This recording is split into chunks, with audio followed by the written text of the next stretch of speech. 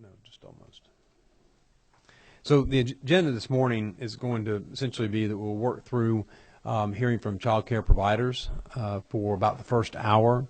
And if, of course, we get done before then we'll go to the agencies and hear from the agencies. That way we can get some information from the providers on issues that they're seeing in the field. And then the agencies can also respond to that and also try to explain to the committee and help educate the committee members. Many of whom already know a lot of the system, but I'm going to need a little education on the oversight that they see and their duties and responsibilities under both law, under the statutes, as well as regulations. Let me grab that sheet. Thank you, Susan.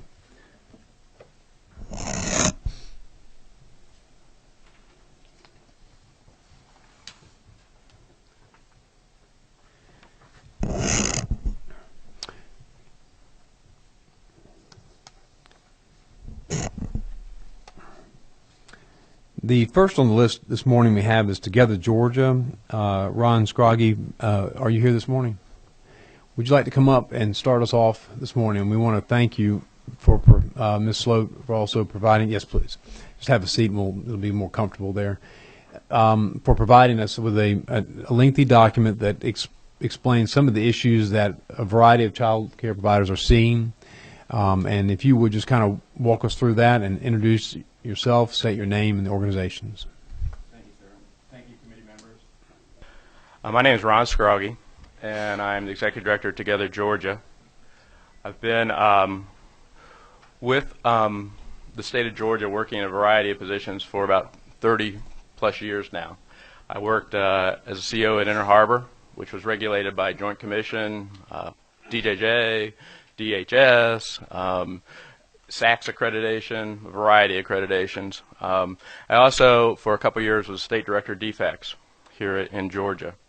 So I understand the critical importance of the regulatory entities here in the state of Georgia in maintaining safety and effectiveness of programs for the children, some of Georgia's most vulnerable children. So I come here today with that appreciation of the complexities of child welfare in the state of Georgia. Also, with that little bit of a history, I want to tell you I consider myself in many ways a colleague to not only the providers in Georgia, Together Georgia, which used to be, by the way, the Association of Homes and Services for Children. We represent about 150 programs all across the state of Georgia. And my role is to help them to do the best job they can do in serving the children they serve that the state of Georgia sends to them.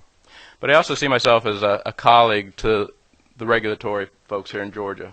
Together we have to work to ensure safety, and together we have to work to have the efficiency of the programs we work. And so it's with that approach in mind today, I do not come to you today in an adversarial manner, but more of a collegial manner. However, I do believe that the rules over the years have often been done and adjusted and modified with little overall comprehensive reviews, and that the changes with leaderships and various divisions and whatnot have not necessarily kept up with best practices, which we now know across the nation, particularly, for example, serving older youth and youth aging out of foster care. And you'll hear from some of our providers in a minute about some of the normalcy issues, how hard it is to try to provide a living environment for a child in a normal situation with some of the regulatory issues that have come into play. Also, the fact that there's a need in our state for full continuum of services. Children in Georgia are very complex. They provide a complexity of challenges and issues, and they come to us with a lot of trauma and a lot of things that our providers get faced with. And we need a full continuum of those services to make sure we can meet the needs of all the children. And so the regulations and rules need to take into account that what the differences and the nuances may be in the various components of the continuum of services. So to that end, Together Georgia, we pulled together a group of providers, and we put together a work group. And we came up with a document that you have in front of you. It's labeled Together Georgia on the top. With that, we came up with basically 7 recommendations, and I won't read all of them. I won't read it all to you. Obviously, you have it in front of you, but I will hit each one of the recommendations. What we've tried to do in this document is not only provide you the issue that was causing for our recommendations, also some very quick and a few examples of how they come into play with interfering and sometimes impacting the care of children. We also cited where they could be cited, the rules that were being impacted, and we also cited some rationale why we were making these recommendations. I will say we provided these recommendations also to the Department of Human Services, Office of Residential Services, and Office of Residential Child Care. And I've already heard this morning that some of our recommendations are being considered and some changes going to be recommended administratively. So again, in the spirit of collegiality, I believe that's how we would go about this. But the first recommendation has to do with the disruption caused by unscheduled inspections. And you can say our recommendation is change the requirement for having unscheduled annual regulatory audits, inspections to scheduled visits.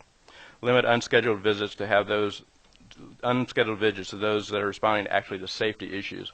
A lot of this is because, having had a hospital that ran Joint Commission accreditation and a school with SACS accreditation, we knew when those accreditations were coming on a regular basis. We could prepare for a tremendous amount of work to make sure everything is prepared and gotten together. And if you have an unscheduled visit by an inspector, it can cause a lot of havoc in an organization, such as if you have an organization that's running a home-like environment where you have more or less house parents or you have folks that are in that type of modality. Those folks may be on vacation and they may be having trips with their young people. And if all of a sudden an inspector shows up, it throws everything in kind of a turmoil, and the agencies really cannot be properly prepared to address that.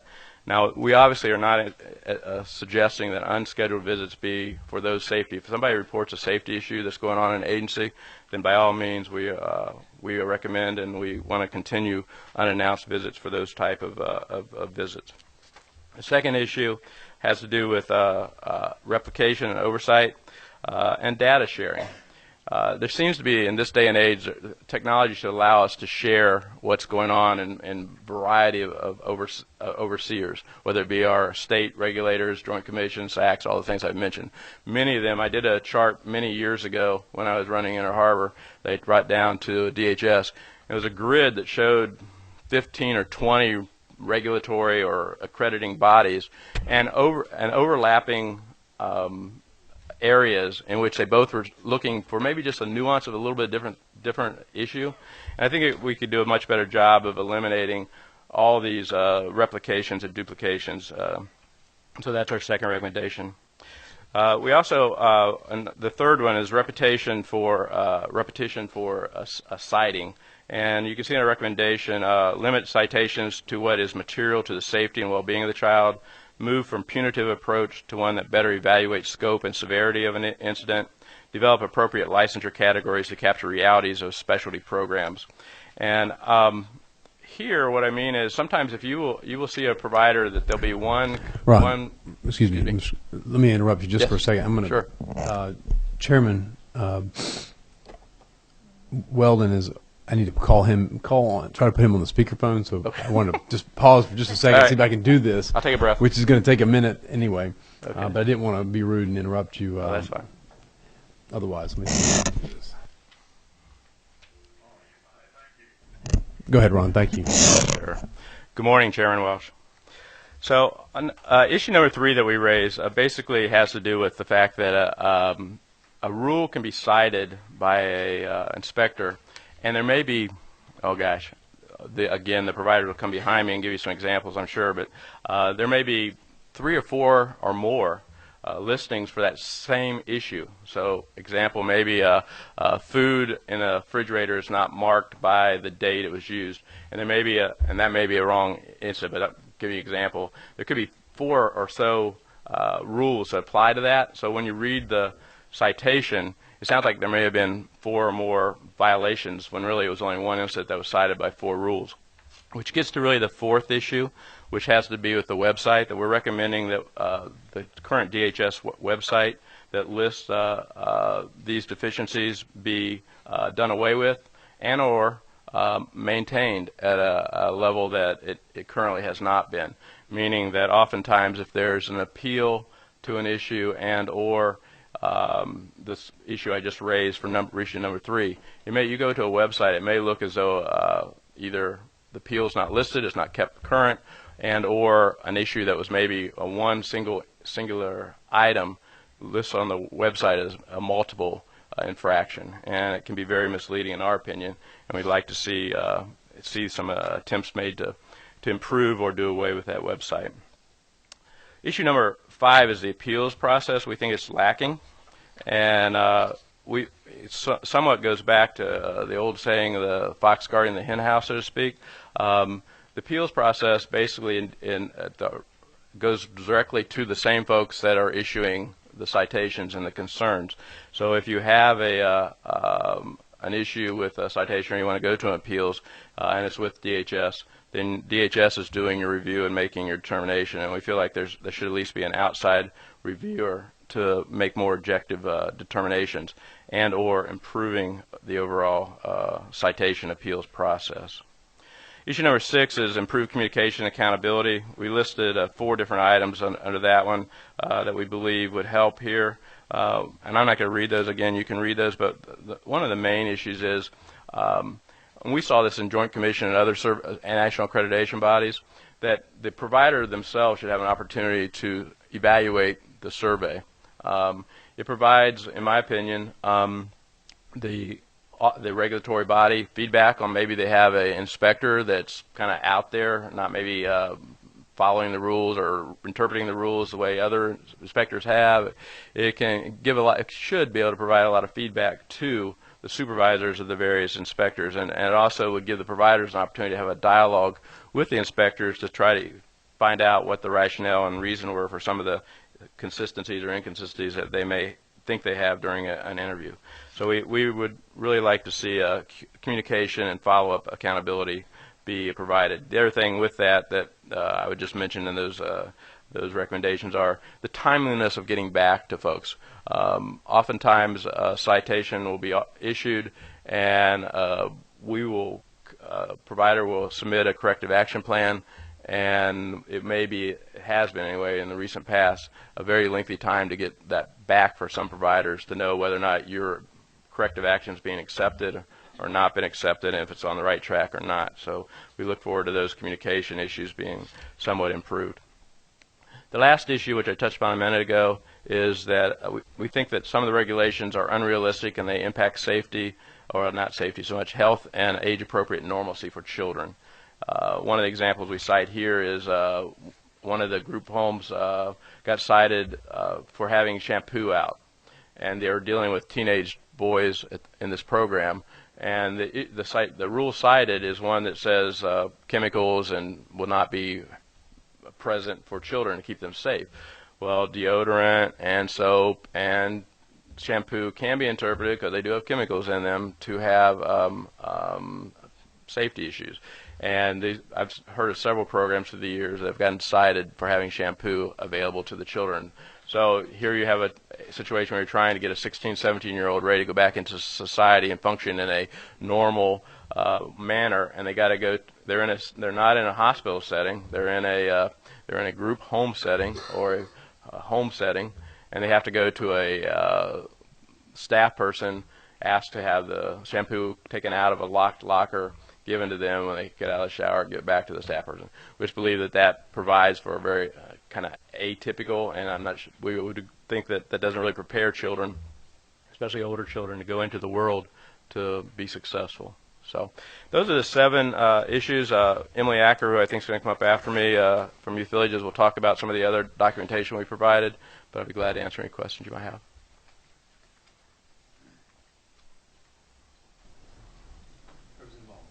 Good morning. Good morning.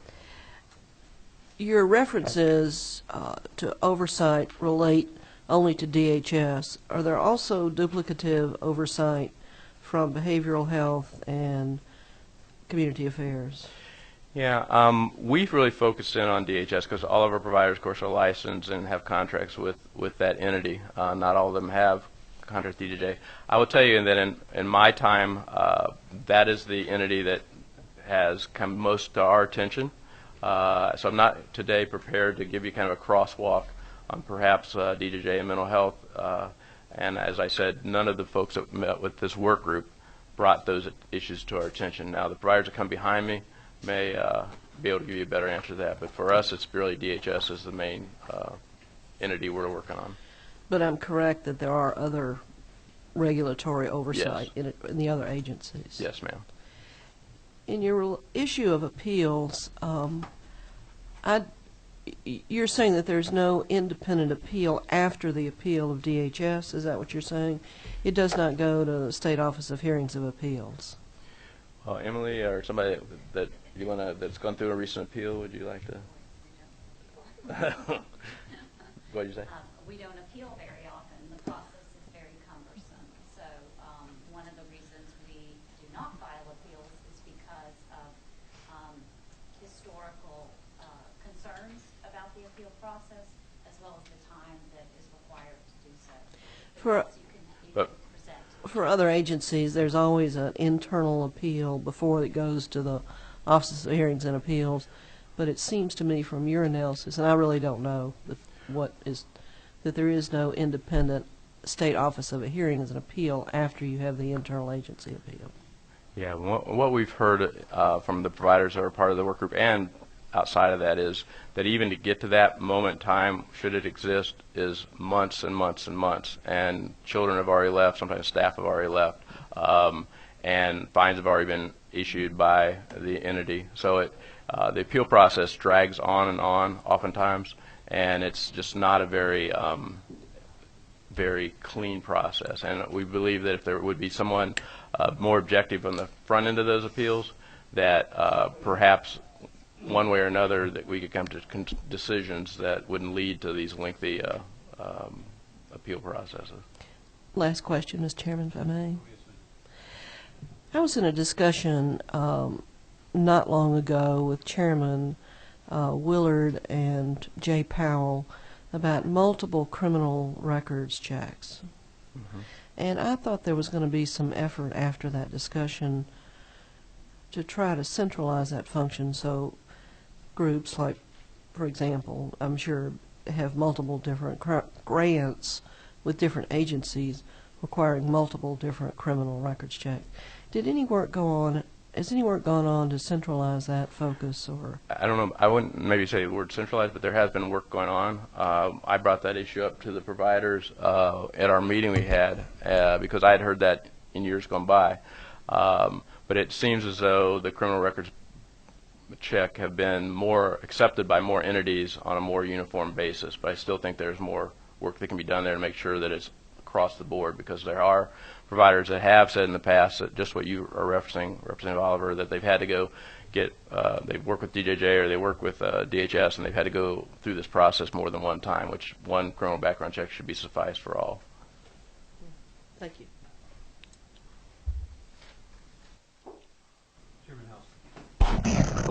When y'all have new rules put in place, do you ever have any rules taken off, or you just add?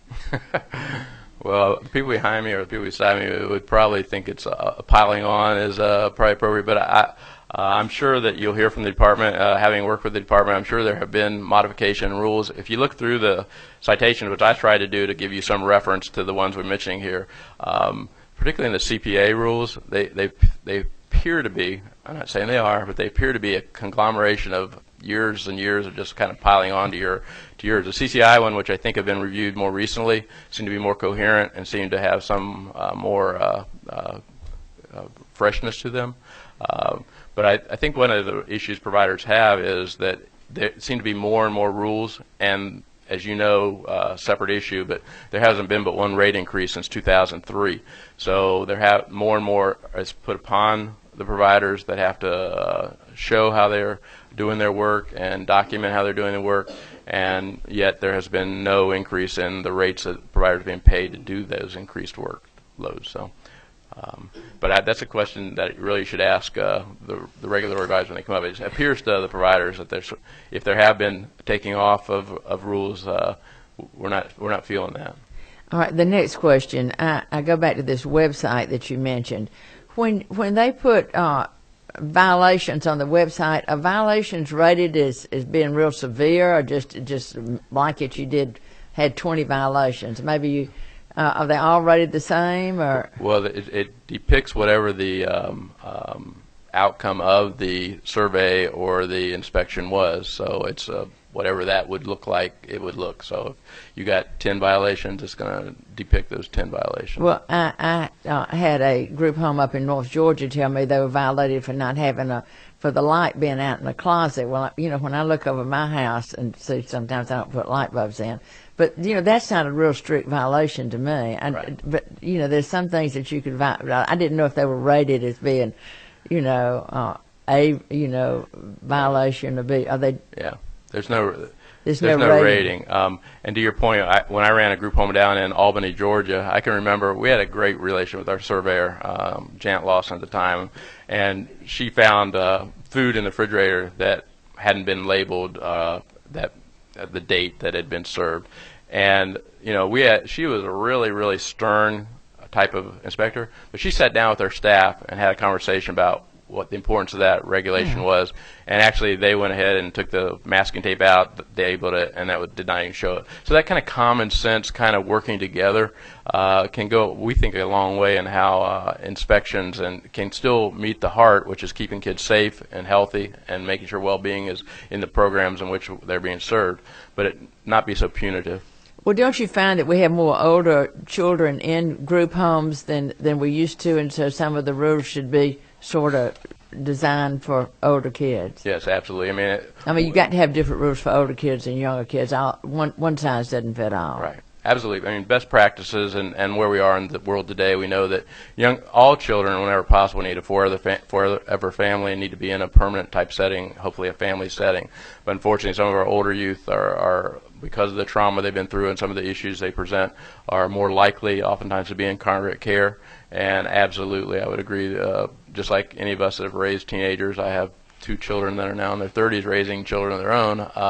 You know, as children get older, they have various developmental needs, and I think the rules should be somewhat incorporating those. Thank you. Thank you, Chairman Houseman. A couple of other questions. The individual you were speaking of that helped out and did the inspections in Albany, what was his or her name? That's Janet Lawson. Many years ago, Janet Lawson. She's since retired, I believe. Okay. Well, then Miss Lawson which department was she with? She was with the Office of Regulatory Services. Okay. At that time, it was called Residential Child Care. You can never keep up with that acronym. It's been ORCC, ORS, I believe, and now I think it's ORC. Correct? RCC now. My friend back here will correct me on that one, I'm sure. Now, you were mentioning earlier about the multiple reports that you receive in terms of a violation. Has anyone done any research to see if there's a way to streamline either the reporting process so that one agency is making that report and that report is then transmitted to the other agencies in which they're sharing the information, so you're only having one person come out and do the inspection and then checking off issues that may be pertinent to that agency, but if they observe anything else, they may alert and have that shared data as opposed to sending multiple inspectors to come back and essentially re-verify what someone else has already seen. It seems to be what is happening when you have these multiple citations issued.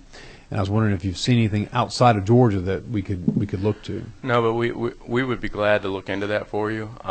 You know, when I was director of DFACS at State, we signed several information sharing, data sharing agreements with like DOE, so foster children could have educational information shared with foster parents in schools, with health department. It would seem like that same sort of data sharing agreement could be signed by the various entities so that type of sharing you're talking about could be done.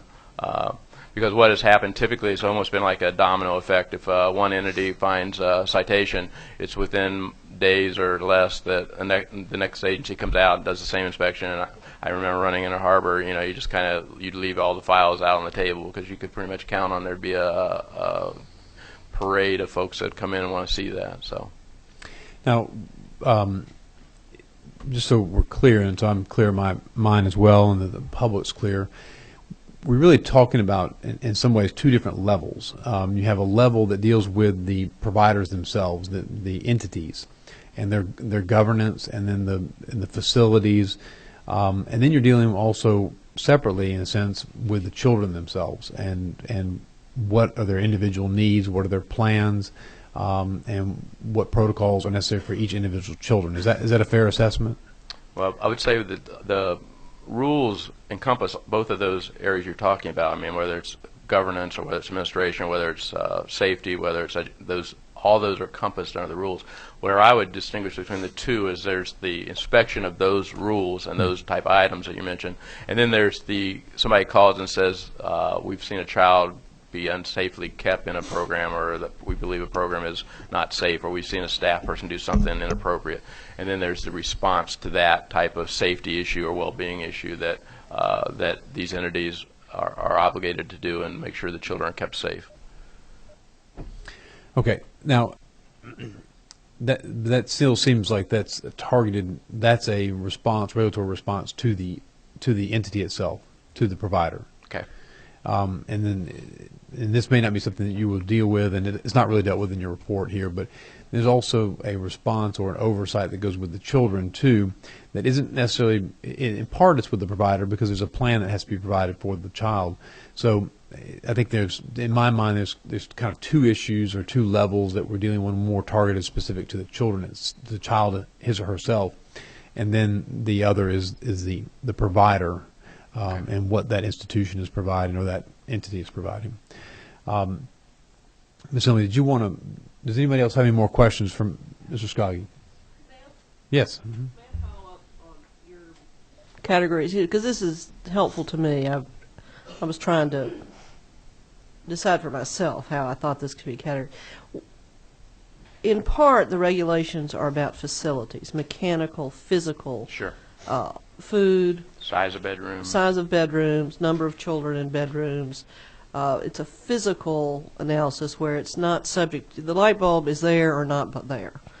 The other more is the programmatical oversight of whether children are receiving services to which they're entitled. Mm-hmm.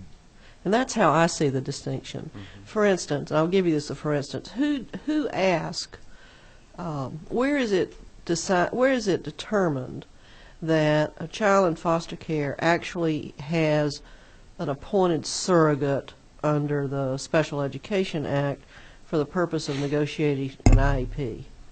Yeah, see, I don't believe that's in the regulatory rules at all. That's going to be more of if the other arm of DHS or DFACS, which is the Office of Provider Management, right, as part of their contractual arrangement with the provider, is going to have more detailed issues, which would perhaps include that as part of the contract arrangement with the Office of Provider Management. And it was only in the last decade that the Office of Provider Management really came to being the way it is right now, as far as overseeing the contract and such an overlay of requirements, some of which we think are really good. Some of them are duplicative and repetitious of what RC is doing. And I know there's been some effort in the past year or two to try to get rid of those duplications, and I think that needs to be applauded but continued. The other thing I'd leave you with is I think you'll hear from DHS and the other regulatory bodies that their rules are really the basement, the bottom of the rules, and providers should be able to meet the bottom of the rules, so to speak, or the basement. The fact of the matter is that's why many providers go for national accreditation, because they want to have those sort of things you're talking about, programmatic issues taken into consideration and exceeded upon. So we don't really argue the fact that the regulations are maybe too arduous. What we argue is that they're implemented and they're written in some way, sometimes archaic ways. That's really our point here. Mr. Tanner? Thank you. I'm fortunate enough to sit on one of these group home boards in North Georgia that we house young ladies from 13 to 17, so had some personal experience with these group homes. Just a couple of things. I want to clarify. Most of the inspectors who come all work for DHS. They're just in different divisions of DHS. Is that correct? Well, when OPM was under DFACS and DFACS reported directly to DHS, yes. Now with DFACS being reporting to the governor, I'm not sure exactly how that delineation is considered, but yes. That's a good point. Because I've always felt like, I know I'm also on a bank board, and we have a bank inspection. The FDIC and the state come together, do a joint inspection. They provide one report. There's one lead inspector. It would be nice if there was a way to streamline the inspection process for routine inspections, because I agree with you that if there's a safety concern or an ongoing issue, then there needs to be multiple inspections done on a surprise visit. The other question, or I guess more of a statement, I want to see if you would agree with this. I know at the home I'm involved with, one of the problems that we faced, probably more than anything else, more than the regulation, has been the fact that there continues to be more responsibilities placed on the home.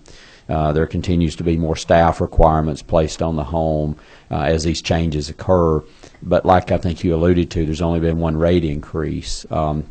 And that seems to be placing more and more burden on the homes. And there's absolutely no way they can exist by solely being rely upon the money they're getting from the state. They're having to go out and do fundraisers and that type of thing. Is that seem to be the number one problem you face, is the funding? Yes, sir. As a matter of fact, last week we went and spoke with Representative England to talk about just that issue, that on average providers are having to raise about 25% of their costs to meet the needs of their operations, and yet the regulatory burden has gotten greater. So we believe this is an opportune time to talk about how we appropriately resource the services that are needed. We heard last year a lot, and I applaud the efforts of the state regarding the need for more resources for defects and the case managers and things like that. Certainly, as I was state director, I saw that firsthand and applaud that. But we as providers also have the exact same dilemma, because pay scale for most of the providers is based on the same pay scale for the most part that the state has. So when you talk about low case manager pay rates, you also are talking about private providers paying their therapists oftentimes way below what would be national or southeastern averages. And I think one other problem that I have personally saw too is there are a lot of resources that are available, some through the federal government, that a lot of these providers don't know about. There was one young lady who was aging out of foster care, and she was a junior in high school, and I have a lot of daughters, so my wife decided that we were going to take this other daughter because she was aging out and basically was going to be put out onto the street. But we found out through Speaker Pro Tem Jones actually doing some other research that there was some federal dollars available to send her to college, and the provider at the group home was not aware of that. So I think there needs to be some education done too about the services available, because I think aging out is a huge issue, because if we take these individuals out from their parental control and we become the parent as a state, then I think we have some responsibility to help those people become productive citizens, or they're going to be a drain on our system from now on. Totally agree with you. One of the things Together Georgia does as a trade association, we send out 4 or 5 emails every day to our membership to keep them up to date with both national, federal, and state type rules like that, and opportunities grants. So that's one of the things that we try to benefit our members with. Thank you. Thank you, Mr. Chairman. Thank you, Representative Tanner. I want to thank you, Mr. Scroggie, for your testimony today. Chairman Weldon, did you have any questions that you would like to ask?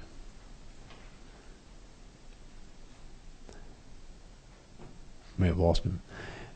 All right. Well, with that, we'll just move on. Ms. Acker, would you join us from Youth Villages? Yes. Thank you. The first thing that I'd like to do is just describe a little bit of the supplemental information that was attached to the Together Georgia document. We put together a grid, which you should be able to see on the back pages of the Together Georgia document. Really wanted to provide a visual. You see that under provider services, you see CCI, CPA, and PRTF. These are the primary categories of licenses that exist in Georgia for different services that are offered. CCI is Child Caring Institution, which is typical group home type settings. CPA is Child Placing Agencies, more of your foster care type agencies. And then PRTF is Psychiatric Residential Treatment Facility. What we were hoping to show is that as you look through the grid, just as you asked, where you see duplication or where you see the requirements to respond to, whether it's a contractual agreement, a licensure standard, an accreditation standard, a Department of Education standard, all of it should be represented here. And you see that For example, if you operate a CCI, you may not have DCH involved directly in operating your child services, but if you operate a PRTF, they're going to be very involved. So one thing is we just wanted to present that and see if that brought up any questions, concerns, or is it a good visual so that you can see the different types of responses, reporting, inspections, surveys that a child agency may be involved in.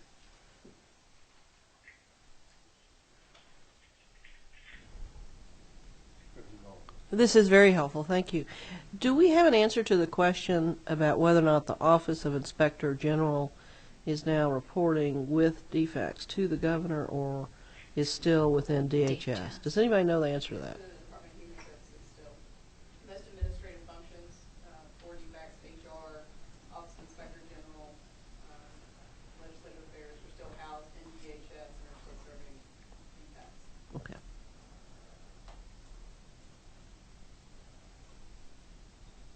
Reporting to the commissioner or reporting to the defects director?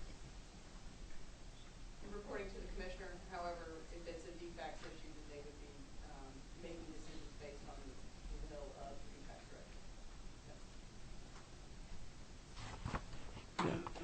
For the purposes of this grid, we kept everything under DHS, understanding the temporary move in reporting of defects, but having it not permanent, we left it there. And it was debated, so that's where we left it. We also highlighted where we could typically scheduled and unscheduled site surveys, so that would give you an idea of what a provider has to be prepared for. And I would reiterate, one of my greatest concerns, and it includes the fact that our staff have many, many responsibilities and more mandates. It seems every year, requirements that we have to provide not only for the kids but for the upkeep of the agency and making sure that we adhere to all the requirements. We aren't able to add additional staff each time there's a new mandate or each time there's a requirement. And then with each investigation or survey, whether scheduled or unscheduled, our staff have to come out of their daily routines and make sure that they are available to assist with the survey and monitor the survey and provide all the documents and the required requests of the surveyor. This can sometimes take either a full day to a full week, depending on the survey, the entity who's surveying, and what the situation is. So each and every time we have to go through a survey, I'm pulling staff away from their direct responsibilities, which primarily is with the kids. Even our management staff, who may not be in direct care with the kids every day, their responsibility is to supervise, coach, and manage the environment and the staff effectively.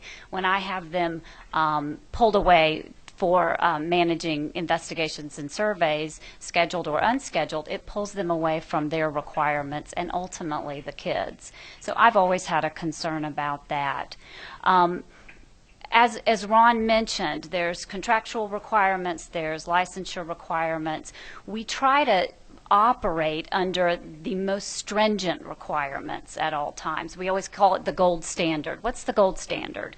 You know, because we can only operate really in one fashion with policies and procedures guiding that. And when you have multiple requirements or descriptions of how to meet a certain requirement, you've got to adopt the highest, most stringent, and try to operate under that. It doesn't always work very cleanly, depending on the way the rules are written or the way the surveyor interprets the rules, so it can become very confusing. I'm at the Inner Harbor campus of Youth Villages, and since January of this year, we have had Joint Commission survey for a week. We've had DCH Healthcare Facilities Regulation survey for about a week. We've had our CCI licensure surveys, our annual surveys, as well as investigations, and we have 4 CCI licenses, so that means potentially in a year 4 annual surveys. We have OPM coming in to do at least quarterly observation and site visits for our DFACS contract. And we've had DJJ on site doing our 6-month utilization reviews. So, you know, in half a year, our campus has experienced these different surveys or investigations. We have to accommodate all of them. We have to accommodate them quickly and effectively. And they're all handled a little bit different. But overall, looking at the safety of the care that we're providing, which we want to be the best and we strive to be the best, but it can be confusing. Any questions? Yes, we have a few. Representative Chandler. Thank you for this grid. Oh, I'm sorry. Did you call him? Representative Chandler. Okay, thank you. The grid is very helpful to me. Thank you. And this is a simple question, but would you again tell me for what these acronyms stand for? Sure. I think that would be helpful to me to know. CCI is Child Caring Institution, Okay. and that's a group home type setting. Okay. CPA is Child Placing Agency, which is foster care. And PRTF is Psychiatric Residential Treatment Facility, which is your very intensive, previously hospital-like situations, residential. Thank you. Representative Tanner. You actually answered my question, which was going to be, on average, how many inspections do you have a year? And you went through that pretty thoroughly. Thank you.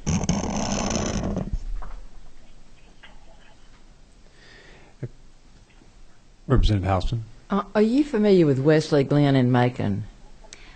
Vaguely.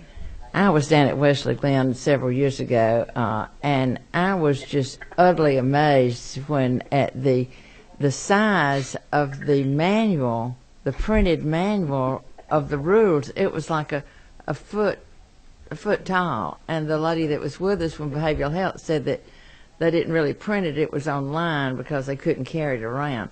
Is it how many pages of manuals do you have to go by? Interestingly enough, there's a lot, because even Joint Commission, which we're accredited by Joint Commission, has gotten so large that you can't get a manual anymore either. Everything's online. But literally, this is my OPM RBWO minimum standards. I've got a wonderful manager who's made everything really concise. So this is one sample of what we carry with us literally in order to check ourselves. You know, what is the standard? Are we meeting the standard? What's the rule? Let's check with OPM. Let's check with CCI. Let's check with DJJ. Let's check with Joint Commission. So I used to have notebooks, and they took up my whole top shelf, and now it's pretty antiquated to have a notebook. So. But the rules are still there online. If you put it in print, it would be, it's no telling how many pages. Yes, we'd kill a lot of trees. Well, let me give you a sense of it. This notebook is half of it. We've tried to print off and review these before getting here. Now, the RBO, you may want to tell us what that acronym is so that people understand what you're referring to. Thank you for asking. Room and Board and Watchful Oversight, which is can encompass CCI and CPA licenses. So Room and Board and Watchful Oversight is what a provider provides, minus the therapeutic services that a child may need. And so our RBWO programs are licensed as child caring institutions. Representative Oliver. It might be helpful to me, maybe not does. These categories cover about 2,500 children, and Inner Harbors is a Joint Commission psychiatric hospitalization, and of the 2,500 children, how many other Joint Commission psychiatric hospitals contract with the state? that many. The- So, I know that most of them provide multiple services, like even in our harbor, they provide not only the PRTS, but they also provide CCIs. A lot of the PRTS provide CPA services. Most of the PRTS have broadened their continuum of services they offer. They don't only offer PRTS. because the Joint Commission on Accreditation, that means that you really couldn't just say anybody who's licensed by a Joint Commission of Accreditation would not have to then also be licensed by XYZ, because that is the most intensive physical plant oversight commission that you deal with as a psychiatric hospital. So that would, I'm just trying to think of, is there any way to simplify this? The Joint Commission has actually been very active across the United States in trying to help answer that question. And for example, I think some states, Florida, for example, and I may misquote the rule, but in Florida, if there's a Joint Commission survey that year, like we experienced this year, that may then take the place of a licensure survey for that year. That's where I was going. Yeah. Yeah, the Joint Commission is a 3-year survey. And CARF and COA is the same sort of multi-year surveys. And for the others that are related to, are the other less than psychiatric hospital services, are they on the same campus as Inner Harbor? Yes, and they're Joint Commission accredited too. When you have Okay. an accreditation like COA, CARF, or Joint Commission, it typically accredits all of your services. Okay. So in our CCI licensed group home, we have to meet Joint Commission standards as well. I'd be interested, Mr. Chairman, as to how many of them, and I'm estimating 2,500 now, are in these intensive services, are in facilities that are Joint Commission accredited facilities. That might be helpful to see if that is the gold standard for facility oversight, and I'm guessing. I think COA and CARF would be on a very similar level as the Joint Commission. You have a choice of accrediting bodies. So I know that people who are COA and CARF accredited would say the same, that it is their gold standard. Ms. Acker, break down COA for me. Hang on. I have it written down, but I'm not seeing while you're it. looking for that, we're going to do CARF as well. So, Council on Accreditation, okay. and CARF is Commission on Accreditation of Rehabilitation Facilities. And these are national entities, not Yes. DHS entities. Yes, right? and some international. Because we certainly want to take advantage of their staffs, whoever's paying their staffs. We are paying their staff, so Taxpayers, to be you mean. accredited is a very costly requirement as well. Ms. Acker, a couple of just comments or thoughts that there's the issue of aging out. Obviously, is that transition seems to be a crucial piece of the puzzle that's not being met. At least I'm hearing a lot of that. And then the other part of this is that the funding issue that was brought up. Have you looked at possibilities of trying to figure out ways that you can incentivize private donations, make them easier to come by, as well as targeted in a sense at possibly those that are aging out, the older children? And where I'm going with this is that there was some discussion with some of the agency personnel before we had this meeting today that where a thought occurred where we might want to try to replicate a sense of the same system that's used for the Gold student program, where we're actually allowing those that donate money towards private education can then write that off on their income taxes.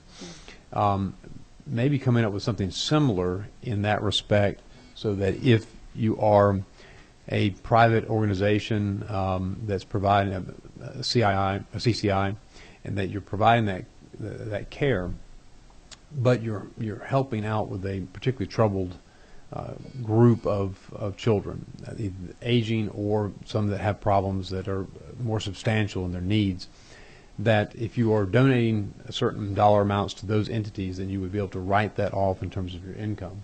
And that may help facilitate greater private funding in a sense, to your organizations. And just a thought that I want to throw out there is trying to help with the funding mechanism. And it seems to me that that there's a distinct advantage of trying to secure more and more private funding. There are a lot of philanthropies that wish to be engaged, and sometimes it's just a matter of helping draw their attention to that particular entity to which to help. Those are just a couple of thoughts I wanted to leave with you, and we can talk more as you think about them and as the committee thinks about them. But I thank you, Ms. Akron. Thank you. Go ahead. Representative. The group homes I'm familiar with are nonprofits, and if I make a contribution to them financially, then I can already write that off. Would you be also talking about maybe looking at options where if it's something other than just financial resources, is that what you're referring to? Or Yeah, any way that we could try to credit that and incentivize their contributions. Okay. So I see. it doesn't have to be that. It doesn't have to be income taxes, but what I'm talking about is trying to figure out a way to help them. Yeah. Okay. Is this Ms. Walker? Yes. Yes. Ms. Walker, you're with WinShape Homes, is that Yes, correct? I am. Thank you for coming. Thank you. Thanks for this opportunity Yes, ma'am. to express some of our opinions. I'm Tyra Walker. I have been the director for WinShape Homes for 20 years now. I've had the privilege of working with Truett Cathy with we've got 12 homes. We are licensed as a group home, and but we're run like a normal family home. So our issues primarily come down to the issues of a group home that are run under a group home setting and still trying to maintain a family setting for our children. So today I would just like to express to you some of the things that we go through during our licensing that interfere with the normalcy of our homes, and just what we go through with the licensing that happens. We have 9 homes in Georgia, so we have 9 different licensings that happen every year. So during this period of time, the normalcy of running just a home for a month before we. Let me Yes, interrupt. ma'am. Just, I'm real familiar with your homes because I have a daughter that lives in Rome. Uh-huh. But some people might not be familiar with exactly the advantage that a child has by living in one of your homes. Okay. And you might want to just sort of explain Okay. exactly what it is. Okay. Our homes are primarily long-term homes for children who do not have a family to go home to. They come with a sibling group sometimes, sometimes by themselves, but our parents are full-time parents. We just celebrated 25 years with our original parents this past year, and the rest of them have been with us mostly 10 to 15 years. Our newest homes, of course, they started with us. But the children come at different ages. They come, sometimes our youngest are 4, 6, and 8, but they never have to leave. Once we take the children, they stay. We follow them through college. We have a policy to pay for their weddings. We send them to graduate school sometimes. We've got 2 that just graduated from law school this year. And they remain a member of our family, our WinShape family, as well as the family that they grew up in forever. It's a forever home. We don't technically adopt the children, but we do take permanent custody. We do take temporary custody from some of the children whose grandparents are still involved in their life. The last 40 children that we've been able to place have come from a grandparent raising the children because of the diversion that they're 78 and they had a 6, 8, and 10-year-old that they can't financially care for or physically. So they still want to be a part of their lives, and we do visitation with these grandparents, but these children have a mother and a father to grow up with, and they're able to stay with their siblings as well. So it's a great opportunity for children. It does get them out of the system. We do just private placements right now. We haven't had a contract with the state for probably 8 years, We are talking again to possibly start that up in this coming year, and also start a child placing agency where we work with the families at Chick-fil-A to do in-home care and do foster care, more of a temporary basis. But our group home care is just what I explained to you. When we started it 27 years ago, Mr. Cathy wanted to serve as many children as possible. And at that time, the license for a group home, he could have up to 12 children in a home. So he said, okay, let's get the group home license. What's happened is that we are having to adhere to the standards of a lot of the therapeutic group homes, such as Emily just described, where the kids are there for just a short period of time to get therapeutic help. So when our licensing time comes around, we have to abide by no toothpaste, no shampoo, no razors out. That we're trying to make as a normal family as possible. So to adhere to those kinds of regulations is not teaching them much about a normal family. So I'm here today primarily to see if there could possibly be another type of licensing, even under the CCI license, a different grade or a step down or something that would denote a different type of living in a group home, if we need to be called a group home, or a family style, a family license that would more fit what we do instead of what happens in possibly a therapeutic severe behavior disorder kind of situation. Our kids have problems. They don't come to us unless they have problems. They wouldn't be in the situations they're in if they didn't have problems. We provide counselors. We provide programs for them. We provide tutors every day. We make sure they have that IEP. Yes, sir. All right, just a second. Let me get you on the mic. All right, go ahead. Ms. Walker, this is Tom Weldon. Yes, sir. I think we've met before. Yes. And I appreciate the work that you're doing and what Chick-fil-A and Winship Homes do. When you say the problem, part of the problem you have with some of the regulations you've got, or no toothpaste out, no shampoo out, things like that, I don't guess I appreciate really what that means.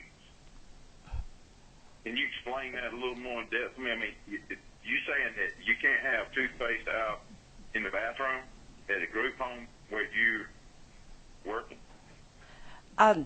Yes, sir. That is part of what's in that policy book, is that the kids should not have access to chemicals.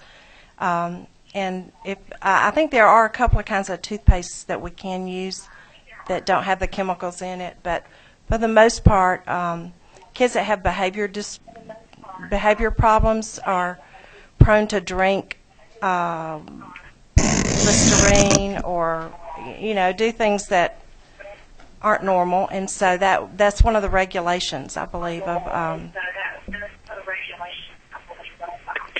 a CCI. And that goes back to what you were referring to earlier in your presentation about having to comply with the issues of other more stringent regulations that apply to like psychiatric rehabilitation, that kind of thing. Yes, sir. And what you say, and you're licensed strictly through DHS. Yes, we are. And DHS is enforcing these regulations on you.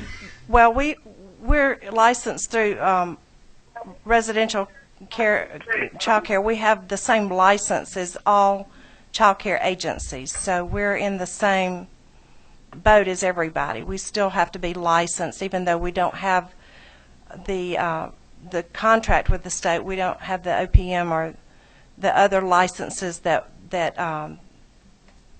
the contractor agencies do. But we still abide by the licensing rules and regulations. That licensing is through RCC, right? Yes. Okay. Mr. Scoggie, yes. Point of clarification, what Tyra's talking about is, this is when I'm talking about the continuum of services needed for children. The vast majority of children that the state sends to providers need, more therapeutic perhaps or more intense services, but there is a percentage of children that needs WinShape and needs Eagles Ranch, these type programs, these family type settings, that small minority of kids that need a forever family, that just need this type of setting because there's no other place that has worked with them. And that's exactly, when I was state director of DFACS, I went to these folks and said, please take our kids. I got at least 10 kids in the state of Georgia that could use a car that's going to be paid for, college going to be paid for. They don't have these other needs, and I couldn't place them there because they couldn't take them, they couldn't meet the contractual obligation. So, when you hear Tyra and later when you hear Mr. Staub speaking, even though they're speaking about maybe a minority of small smidgen of kids, their kids aren't getting their services right now because of the burdensomeness of contractual and licensure issues. So just want to keep that in mind. We do serve over 110 kids in our program throughout Georgia, and 2 in Tennessee, 1 in Alabama. There's probably 93 in Georgia. How many applications do you receive each year? I say applications. How many children do you have a waiting list for children? We do not. We actually have 30 beds right now that could be utilized. We have a marketing person now that is trying to help us identify these kinds of kids. All your children are private placement, not placed through DFACS? Yes. And DFACS doesn't place children there? No, they do not. Only through private placement? And I would venture to say it's mainly because we are licensed as a CCI. We have tried to work with some DFACS people in the past, and they get to the point where they say, your program's great, this would be a wonderful opportunity for the child, but we're not placing kids in a group home. And so the mere license itself stops DFACS from using us. There's no way to go around it with the way that CCIs are explained. It should be a temporary place. It should be for older kids. It should be the last stop. We don't fit any of the descriptions of the CCIs that are in the policy manuals. So there's just not a place for us in the system at the current time. Representative Oliver. Remind me, because there was some very positive history that Winship engaged with Governor Perdue to make adjustments to the statute. I got another question too. Okay. Just a second. Make adjustment to the statute that would allow some variation on the permanency requirement. One of the ways y'all hit the wall and are not able to serve as many children as you probably could who do come from DFACS is a federal law which says permanency is the only option and a placement in a group home is not a permanent option. But I thought, with your leadership and Governor Perdue's head knocking with him, y'all did some good statutory work, and that was 5 years ago? Yes, ma'am. And there was some solutions created in that, but what you're telling me now is that there weren't sufficient solutions in that statutory adjustment that did give you opportunities for permanent placement as opposed to temporary. So that history, Mr. Chairman, might be helpful as what exactly is the gap now that wasn't fixed then? We were able to have a bill passed that allowed us to be at the very low end of the totem pole, where a child should be reunified first, if possible. If that didn't happen, they should be able to have kinship care and go to a family member or a friend.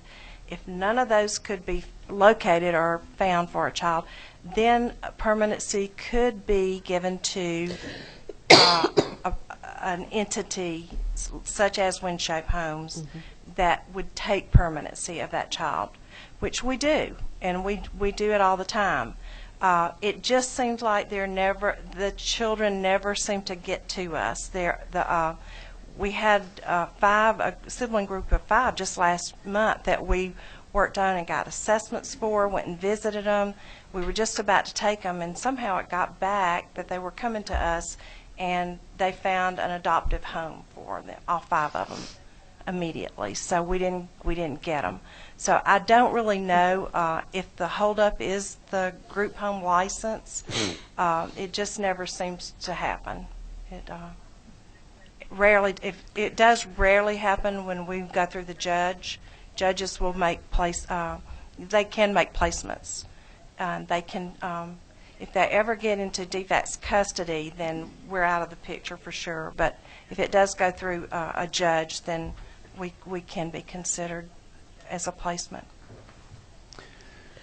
I think that there's some information that I'm going to have to get filled in. I want to try to give everybody a chance to speak today, but Representative Oliver, I think that's a good point. I want to get a little bit of history on that to understand what that was with the permanency and why it's a problem, why it was a problem then, and why it still remains a problem today. Because Winship gets credit for helping make that statutory allowance. Y'all were a leader in that, and I want to know why it's not working. Mm-hmm.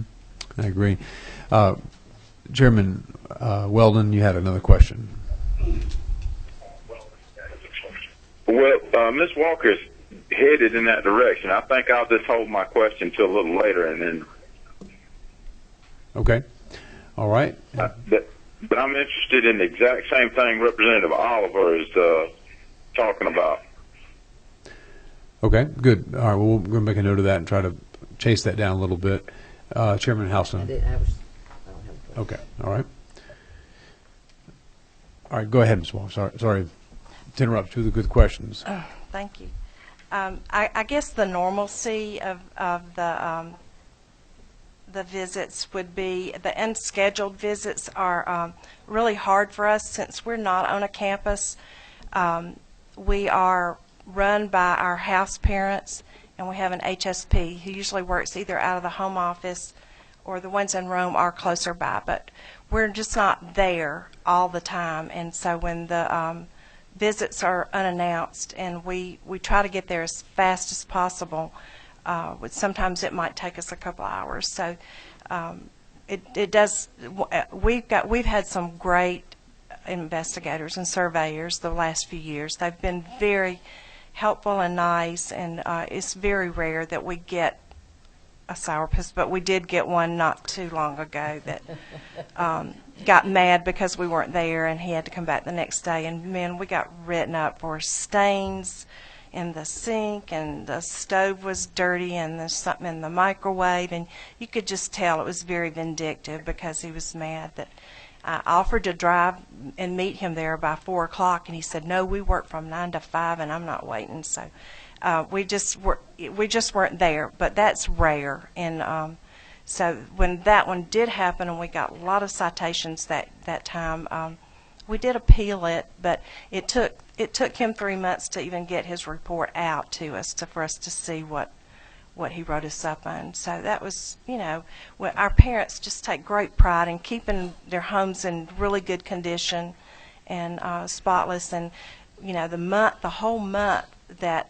It's kind of funny because the kids go around saying, "The state lady's coming, the state lady's coming." So, where they have to keep the house, really extra specially clean because we like to make, we live normal, but we like to make a good impression. So it's just hard to do that every day for a month until they do show. So a scheduled visit would be wonderful.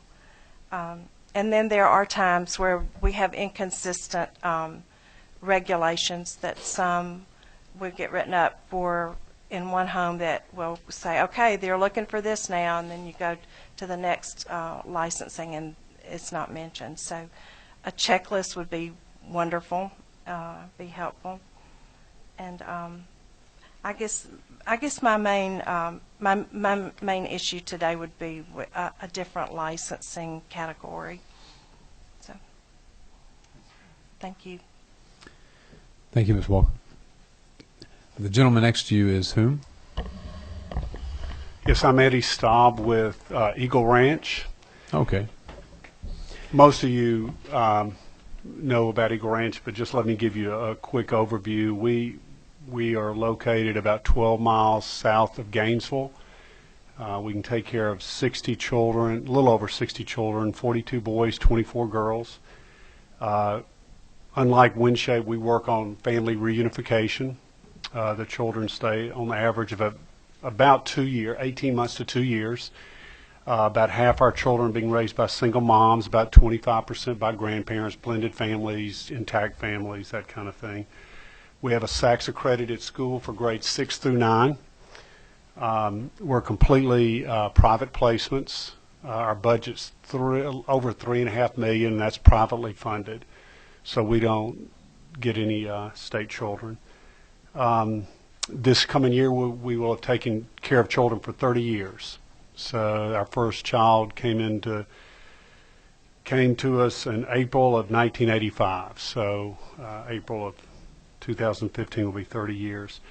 I don't want to belabor some of the things that have already been said, but I do want to give some context on this document you have in front of you.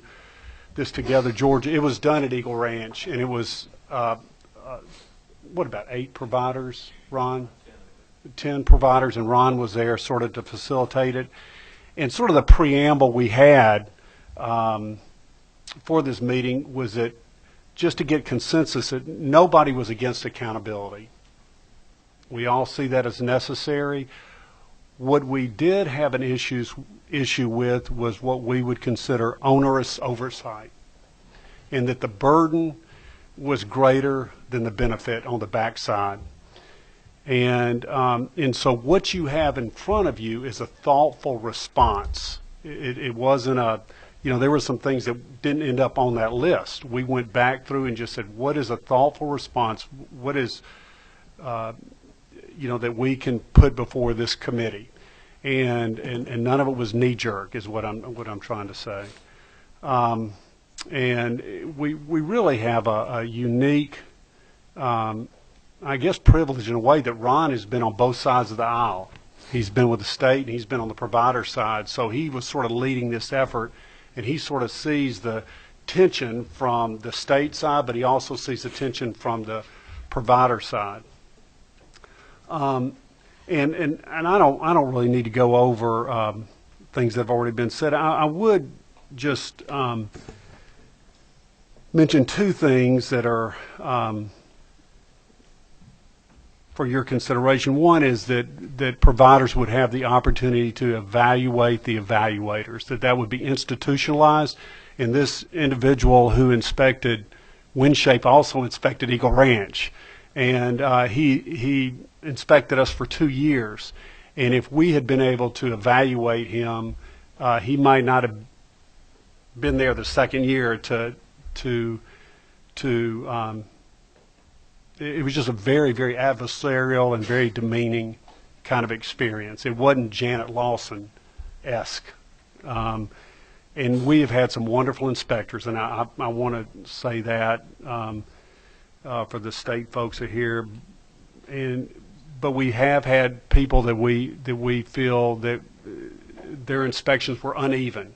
You get one group wanting one thing, one in another, and it just is very confusing to us as we try to meet requirements.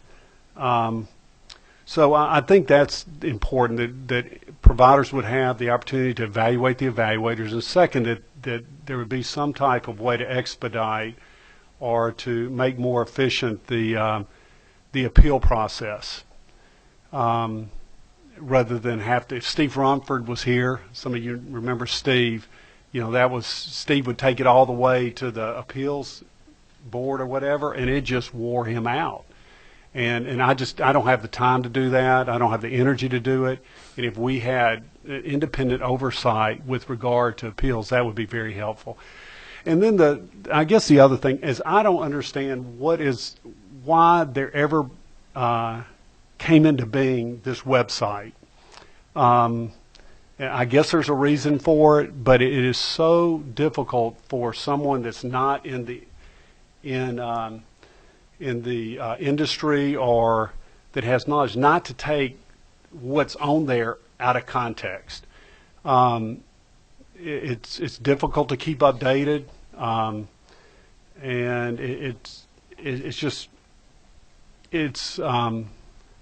I think it's very counterproductive. I know of an agency that lost some private funding because a donor went on that website and saw the citations and went, oh my gosh, these people don't know what they're doing, and this is one of the better agencies in this state. And so those are just three things that are just sort of top of mind for me, just for your consideration. But it's all in a document, and again, we all want the same thing. ORC wants what, we want to have a safe place for kids, a place where children can become all that they can become. And but I'll close with this. Basically what we're doing here is taking a punitive model and making it a nicer punitive model. I mean, that's basically what this oversight is, a punitive oversight. That's the paradigm. And so what we're doing is we're taking a harsher punitive model and making it nicer. And I guess I would ask this committee to consider, maybe just a paradigm shift where maybe we're talking more around an accreditation kind of model, or at least a hybrid, where you push organizations to best practice, to outcomes, as opposed to gotcha. And but that's where we are now. And so anyway, yes, sir. All right, Tom, go ahead. Go ahead, Mr. Chairman. Weldon. Talking to me? Yes, sir. Okay. Good morning. I'm Tom Weldon, and Mr. Staub, I think we've talked before. Yes. And I appreciate what you're saying, and I think you're doing a great job up there, just like Windshape Homes and people who do the work that you're doing, particularly in private placement situations. And if there's any way we can support families having say about where the children go, as long as those children are cared for safely and properly, then I don't know anybody who doesn't support that. Except for some folks that may have eyes on dollar signs or something like that. But how can you give the committee direction or your position on how the state does its job in maintaining a safe environment that's confirmed for our children, and make sure that we don't overburden homes like Windshape and the ranch, Eagle Ranch?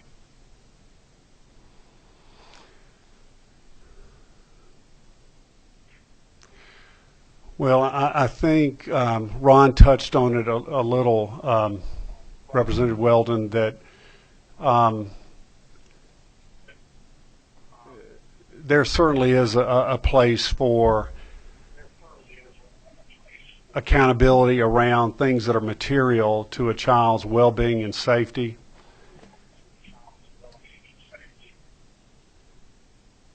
But I also think there's an opportunity for an accreditation model that will make room for outcomes and best practice to sort of be incorporated into that, and the stuff that's not material to the child's well-being and safety is just ancillary. It's just not it shouldn't be front and center as it seems to be today. Representative Oliver talked about the facilities part and the programmatic part. I'm glad nobody comes through my house. I've got spilled milk in the refrigerator, I have a cobweb in the corner, and light bulbs out, and those things need to be addressed, but they're not, in my opinion, citational, if that's a word. So I think I think this hybrid landscape might be a possible answer to not overburden organizations like Windshape, Eagle Ranch, or Hillside, or Inner Harbor, and Goshen Valley, but that we also have a room for moving organizations toward best practice. Tom, do you have any follow-up questions on that? If I could. Mm-hmm. Go ahead. It seems like when, we're given citations or dinging your home or windshield over having toothpaste out, if you came by my house with that, unannounced, the bathroom the children's used, oh Lord, that'd be toothpaste where they dropped it in the sink, probably 4 or 5 spots. I mean, is that the kind of thing you're trying to, that you and Windshape are working together to try to resolve? Yes, go ahead. Well, I think what's important to us is that we make our environments as normal as possible. And I know there's some things precautions you have to take because you are dealing with at-risk kids. And but it just seems like the pendulum has swung too far. And I don't know to go issue by issue, but it may be advantageous to sort of look at things afresh at what is a little bit too much with regard to compromising the normalcy of what children should be raised in. Mr. Staub, Chairman Weldon, let me jump in here real quick because we're getting long in the hour, but actually long in the second hour. Just to kind of pull back a little bit, if I may, we can talk about toothpaste and we can talk about hyper inspections, overly, I think, overly zealot inspectors, which you've both mentioned. Everyone I've mentioned has said that that's not the norm. It happens, and it causes a real regulatory headache for you. So I just want to pull back a little bit and say, in balancing the role of ensuring that the children of this state that need oversight, that need care, have the right and adequate protections and facilities to enable that to occur is I think, important to the state. It's an important role, and I think everybody agrees about that. Likewise, I don't want to also get into a context of being overly meticulous in the inspection process that you lose sight of the overall goals of providing a livable environment that is normal. So we're talking about a hybrid model and the pendulum swinging too far. I think the question or the assignment that I would like to present to child care providers such as Eagle Ranch and Windshape is there another state that has done something to blend in a hybrid model? Because we can talk about a hybrid model, but that sounds nice, but it's an abstract concept. And what we're seeking to achieve here is an actual non-abstract concept, but a shift in the regulatory paradigm. And what is that? What does it look like? And have you looked at other states or other venues that can provide us some language that we ultimately can put into the code or regulatory into the rules that then would help give us that guidance? So if you know about that, then I'd like to see that information. If you don't today, that's fine. If you could transmit it to Jamie Bacouli, we'll disseminate that to the committee, and that way we can start to read some of these things and reduce it from the abstract to the concrete.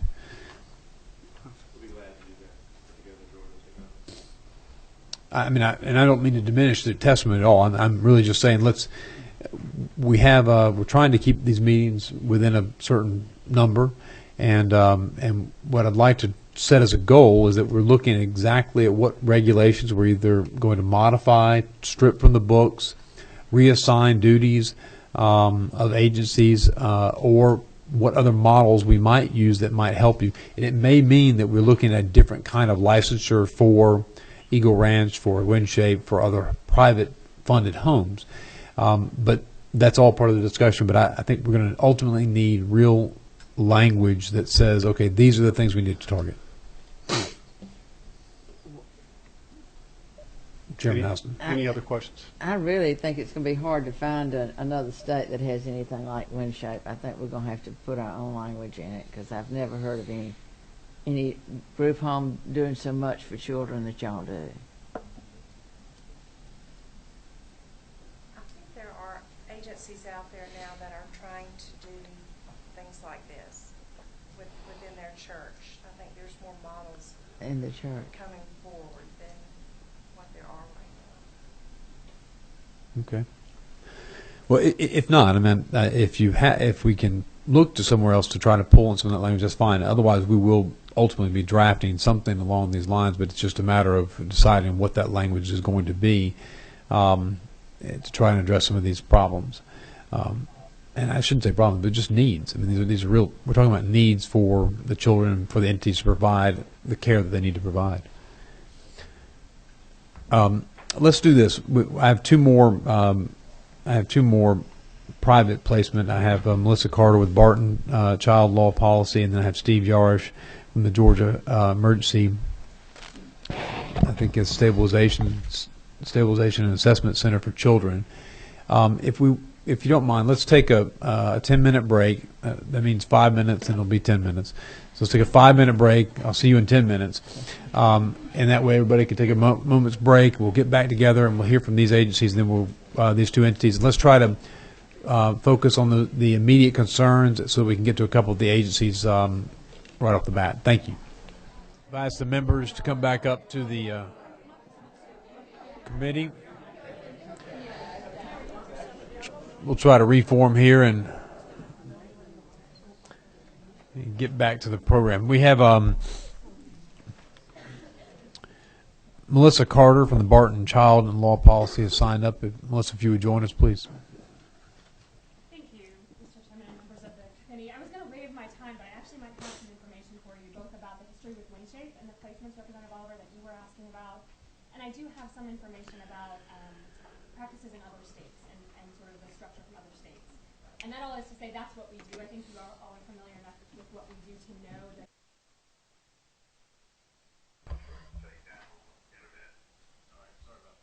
Sorry. Is it? Should I do anything here? No. Okay. There are some states like Arizona that went through that had their agency structured much like what we've had here with DHS and then DFACS, and they've separated them out and made their DFACS equivalent a direct report to the governor's office, as we're proposing to do here. Even in a state like that, for the CPAs and the CCIs, those placements that accept children in state protective custody, the DFACS equivalent actually still maintains the licensing and inspection. So as we're thinking through how to, if that goes forward, how to reassign staff and resources and authority from DHS to DFACS, that's maybe something that's relevant in a way that it hasn't been before, figuring out how to align those things.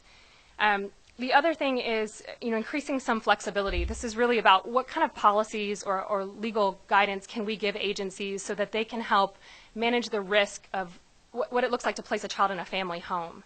That's very different than thinking about these foster parents as employees or staff of these agencies. There's risk. You hear about that. We talk about it in terms of normalcy, how to make these kids' lives appropriate in many ways, and that can be some of where the onerous implementation comes from. There are states that use things like alternative compliance policies, where they allow the agency to negotiate a plan with the state and have that approved and in place for a temporary period of time, 1 to 2 years. that allow them to function, and I'm thinking about this in the context of WinShape. I don't know exactly how this would go, but maybe there's some flexibility there to try out some more creative solutions and to inspire, in the way you've heard the providers talk about, them to not just operate at a minimum standard, but to allow them the flexibility they need to do things in a better practice kind of way. And then the other things tend to come in terms of, coordination, again, at a practice level with the site visits, other things that these folks can talk about much more eloquently, but also transparency. The whole goal of this is to make sure that this child welfare system is operating in alignment to meet the goals of the child welfare system, which are around safety and permanency and well-being. We insist upon and continually revisit our policies around accountability and transparency of DFACs. And I think that there's a principle to carry forward to make sure that that extends to our private agencies. So the website, for example, which I know has come up, and I do think that there are challenges with keeping it current and all of those kinds of things, but that is a critical piece of information to allow us to make sure that parents are making informed decisions and that the state as parent is making informed decisions. We provide direct legal services to children who are involved in the juvenile court, mostly for delinquency reasons, and use that all the time to argue for what kind of placement would be suitable for our child clients' needs based on their individual circumstances. That's one example. So I would be in favor of maintaining that level of transparency and accountability. That's kind of where the sort of, and Chairman, I told you we'd certainly follow up by email and give you some more research basis that will be shared with all members. We make ourselves available as a resource. The last 2 seconds, I just want to touch on the history with WinShape, with Tyra's help, which is, I worked on that legislation, and we actually passed that in 2003. It was Senate Bill 236 at the time. And it really was a special carve-out that was, we created a special status under the law, didn't say WinShape in it, but described around WinShape's structure and operations, which are very unique, and allowed them to allowed the organization itself to take permanent custody of children who were placed in foster care. Again, as Tyra described, as the placement, if you will, of least preference, because the federal law and state law specify a hierarchy of placements that you have to follow. So again, reunification, then adoption, guardianship, and then other sort of means. So we had to put it in that same hierarchy of preference to be compliant with the law. But there was a special place for them to take permanent custody as an organization, not as a person, so that it would map to the way that their organization is structured and functions. It's my understanding, and I've got to confirm this, Representative Oliver, what happened when we changed to the new juvenile code is that all those provisions were rewritten, right? We had a comprehensive revision of our juvenile code, as you all well know. And what's happened is that where that would fall is in what we call another planned permanent living arrangement. That's the federal language for that status. They could fall within that category. There is still some, and then I think you bump up against, as Tyra speculated, bump up against some of the regulatory and licensing status, as well as the philosophy of how our system is achieving its goals around permanency. Because an organization taking permanent custody is sort of an unusual situation as opposed to a person, an individual taking custody, and what that means for our notions of permanency for children, individual or family taking custody. But there is still, it could still, in my interpretation of the law, could still fit under the category that we have for another planned permanent living arrangement. I think we have to overcome maybe some of these other issues of what their licensure status is, as well as what our overall goals are for placement and permanency for children. But I hope that helps fill in some gaps. I know that was quick. I hope that was helpful. Any questions for Ms. Carter? I think we've got about almost 12 o'clock, and what I'd like to do is if Ms. Carter will send that information to Jamie, to Susie, we'll disseminate that information. Feel free to, obviously, to have discussions on the side with individuals that have spoken today. Thank you, Ms. Carter. Thank you. And then Steve Yarish. Did I pronounce that correctly or not? Yes. Okay, thank you. And just tell us again who you're with, and we'll... Yes, Steve Yarish with Georgia Emergency Stabilization and Assessment Centers for Children, and I can get into briefly the history, which is longer than the name. We used to be GEMS serving Georgia Emergency Shelters, about 20 years old association representing your community-based emergency shelters. For those communities that were lucky enough to have federal funding to build shelter programs with the goal to keep kids in their communities, give judges an opportunity to, again, maintain continuity for those youth in these communities. And so currently I represent 11 such programs from Savannah to Rome to Dahlonega and points in between, where we used to have a designation in the statute that would allow for placements in these shelters. That we recognized that these youth, we weren't sure whether they would be in care for a long period of time. We didn't know if they would be in need of a CCI placement for future, or they would be stepping down to a relative or a kinship or somebody else, or returning back home. So we consider ourselves, again, stabilization and assessment, and so we changed names to define who we are, not what we are in terms of a shelter. We survived a period where this part of the continuum was trying to be removed. Under a commissioner who was seeking to eliminate all of these shelters, all these programs statewide. At least it felt that way with an incident that did occur in a shelter. And so these designations, we're looking at what we've heard before is that need for a continuum of care, licensing requirements that meet those continuum needs and the needs of the youth in getting them stabilized, assessed, and getting them into permanency homes. And our shelter programs, as they were referred to, again, stabilization assessment centers now, still have a part in that continuum of care and a view of the licensing requirements.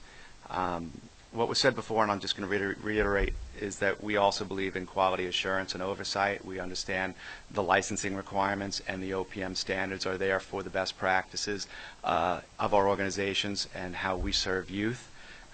We do believe in that, and we I don't say enjoy getting the unsolicited or unscheduled visits on a quarterly basis by OPM, but we value them. And for the most part, these folks who come out are there to help us in oversight and provide us guidance in what we do, as well as the annual. And so, again, to reiterate, we'd love to see a partnership of the annual. We see no reason why there's a separate RCC and OPM annual when they could be done together. When I speak for my smaller programs, where your director, your CEO is a head of financial development, they are the human resources department. They are small. Again, we heard before, we can't just hire somebody new to take on this, and so the daily operations literally stop for these programs for an unscheduled visit. And we realize for emergencies and safety issues, we understand that's going to occur. But these programs literally have to stop their daily functionings for these unscheduled visits. And they do good work in these communities that do have them in their community. And so I can give examples also of appeal process as well. A program manager of a program up in Bartow, we had Dove dish soap. I don't want to harp on it. Again, underneath the label, underneath the suds, you can see it says keep out of reach of children, at a time when I only had 13-year-olds and above. And so the process for us was to seek a waiver or variance for that particular regulation. And so we did so. It wasn't that much of a hardship as a program manager to apply for the variance. And so what we got was it's a safety issue. And so we don't give waivers and variances to safety issues. And we're talking dish soap on the counter for dishes because it had the underneath there keep out of reach of children. So again, we're looking at, does it apply to what we're doing here now? Or, so that's just one example. To take it to the next appeal level over dish soap, as a program manager, that I had to do, it wasn't worth it. Take the citation, we move on. But there it is. It's public record of a citation that we received for a safety violation. So it didn't seem too fair to us. Along the lines of the website, and something that I've brought up before and is a concern, I kind of understand the need to protect families, is that we do a background check of all of our staff and volunteers. We do the live scan fingerprinting beyond that, and full due diligence, drug screening, and everything else. And we have families out there who are under DFACS investigation, who have again, they're being investigated, and that information isn't available to us. And so we can do background checks, live scans, and if these things aren't of criminal record, there are still families out there who, per se, can serve as staff or families that me as a provider, I can't get information on that particular person. So there's a break between, again, that partnership of being able to work together and making sure that we're placing kids and in safe places, as well as hiring staff that don't have histories along those lines, that didn't reach criminal per se, but have history that we're not privy to. And so I don't know if that falls in statute, something that we can address.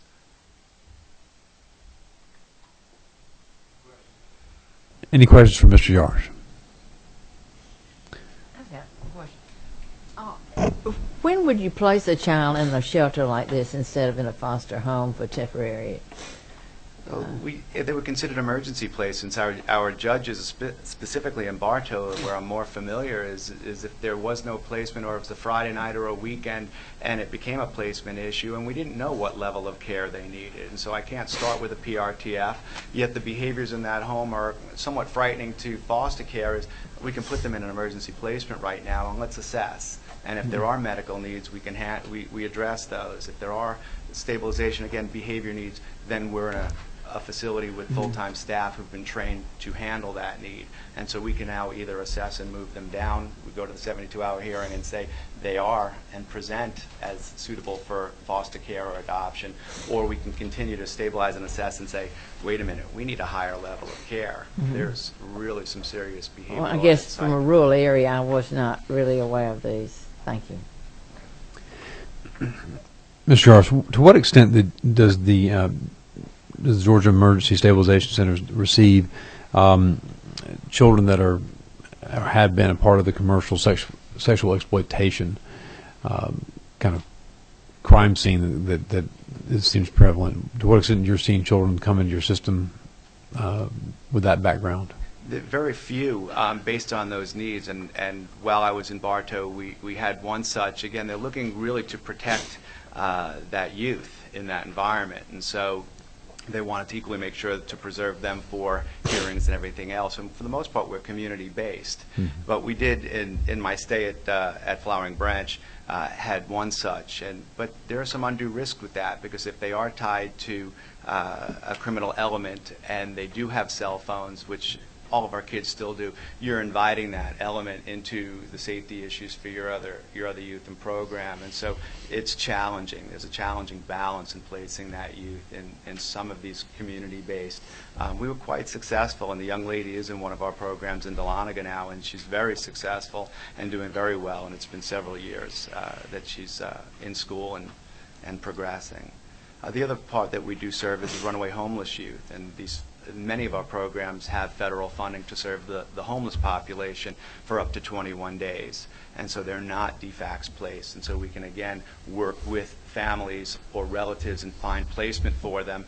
And then if not, we use the system, the system of care and referrals if they need DFACS intervention, because there is no place, or I have parents who are abandoning mainly teenagers, the 16, 17-year-old population that they're just done with for whatever reason, that we also serve in these facilities.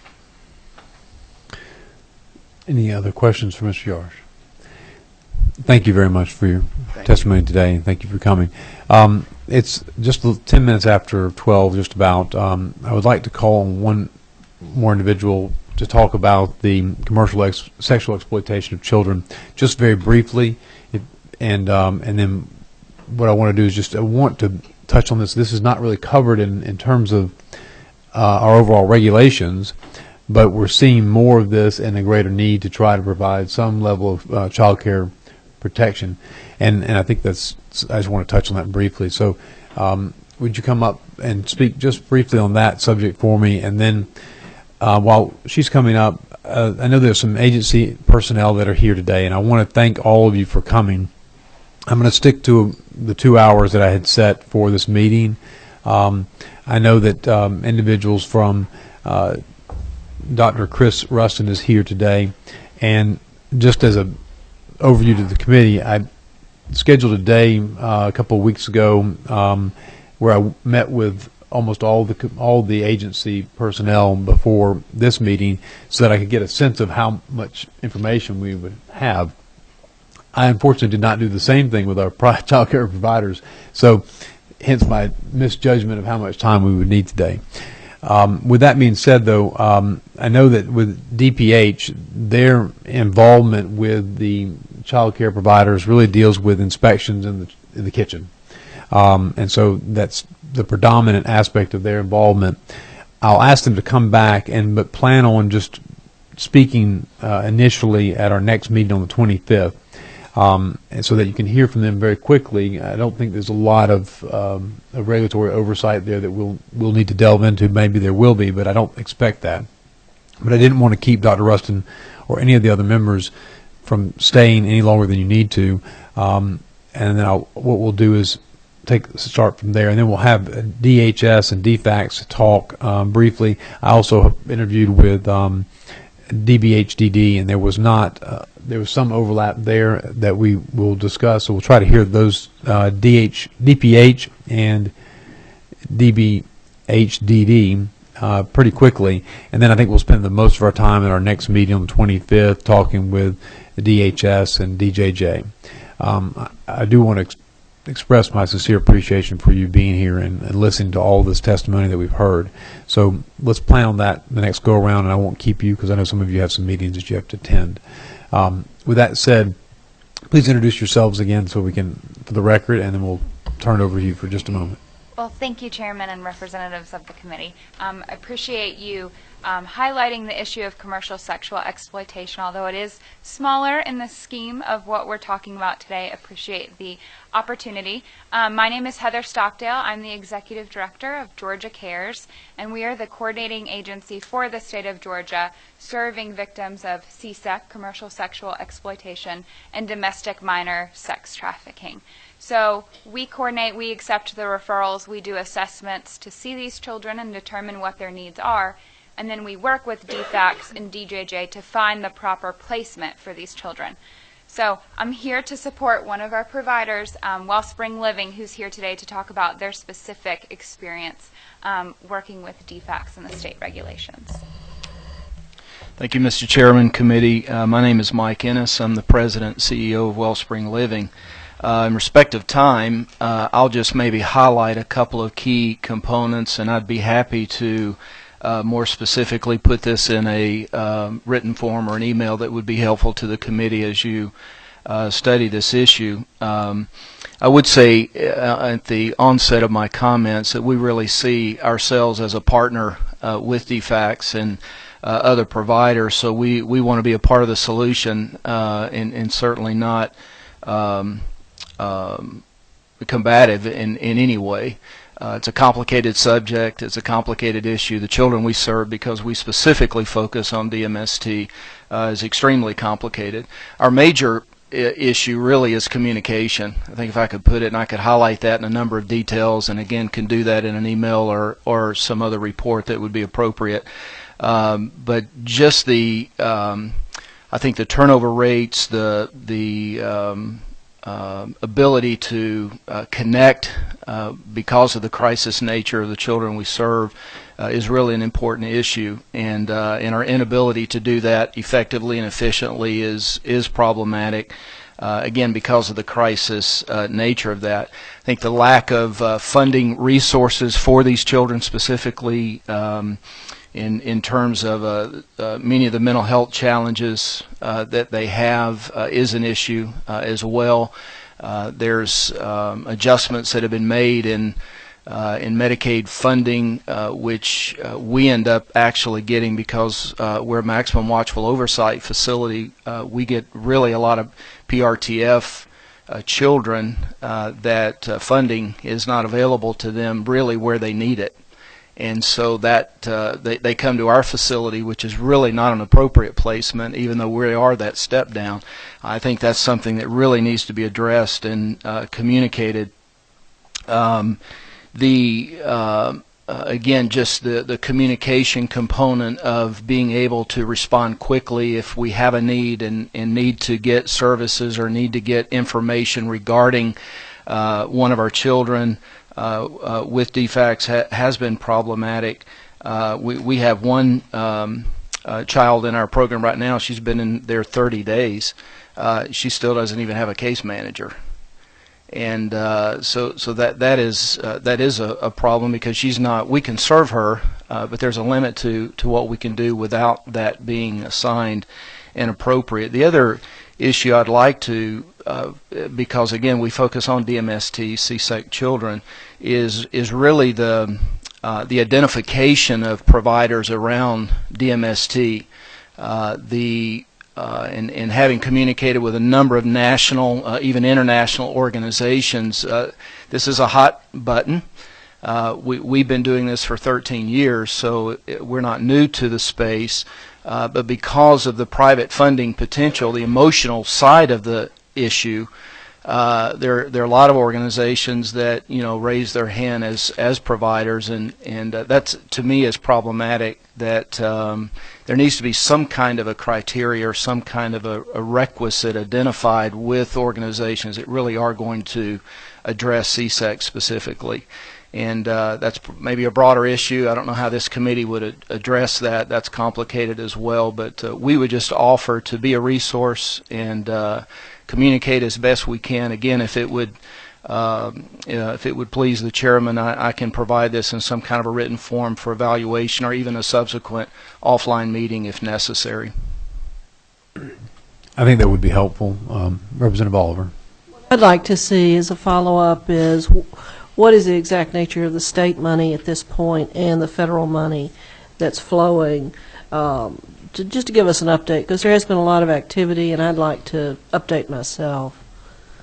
Are you a state employee or a private employee, Heather? No, ma'am. Georgia Cares was created by the General Assembly and Governor Perdue in 2009, looking at a system of care for victims. Are you a state employee? No, ma'am. So we're a private 501c3 organization. Okay, so that would be helpful to me to understand. Yes, ma'am. How that money is flowing now. Thank you. I'd be happy to provide.